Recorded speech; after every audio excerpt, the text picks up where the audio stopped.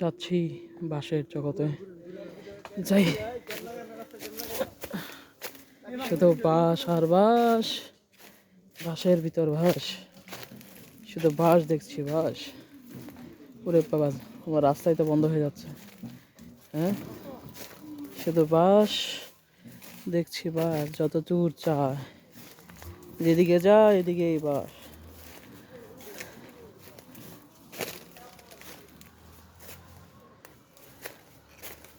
আহা হা হা, বাঁশের তো একটা নির্দিষ্ট জাত আছে।